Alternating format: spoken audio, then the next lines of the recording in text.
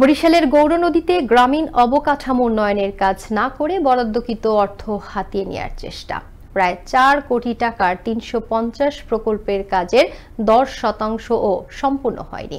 জড়িতদের বিরুদ্ধে ব্যবস্থা নেওয়া সহ প্রকল্পের অর্থ ফেরত পাঠানোর সিদ্ধান্ত উপজেলা প্রশাসনের। বিস্তারিত জানাচ্ছেন বরিশাল ব্যুরো প্রধান কাজী আল আমিন। ঈদের দীর্ঘদিনের ছুটির প্রভাবে ভাটি পড়েছে গ্রামীণ অবকাঠামোর উন্নয়ন প্রকল্পের কাজ। অভিযোগ উঠেছে, কাজ না করে প্রভাব খাটিয়ে বরাদ্দকৃত প্রকল্পের অর্থ হাতিয়ে নিতে চায় একটি মহল, যার ফলে বিপাকে পড়েছে উপজেলা প্রশাসন। তবে কাজ না করলে অর্থ দেওয়া হবে না, ফেরত পাঠানো হবে মন্ত্রণালয়।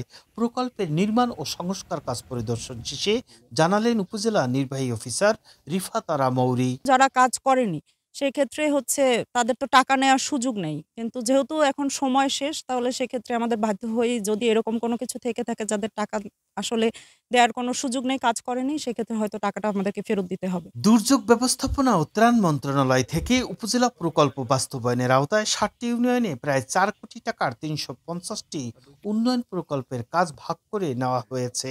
সরেজমিনে দেখা যায়, গৌরনদী উপজেলার নলচিরি ইউনিয়নে ৪০টি ক্ষুদ্র উন্নয়ন প্রকল্পের মাত্র ১২টি কাজের আংশিক সম্পন্ন করেছে। আবার অনেকেই কাজ না করে প্রকল্পের টাকা উত্তোলন করেছে।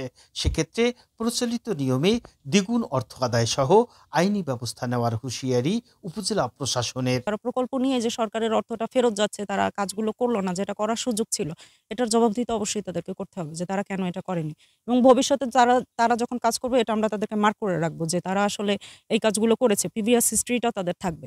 গ্রামীণ অবকাঠামো উন্নয়নে সরকার শত শত কোটি টাকা বরাদ্দ দিলেও কোনো ধরনের কাজ না করে দিন দিন বেড়েই চলছে অর্থ হাতিয়ে নেওয়ার প্রবণতা।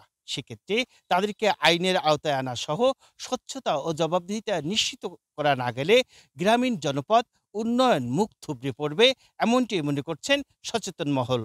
কাজী আল আমিন, আনন্দ টিভি, গৌরনদী, বরিশাল।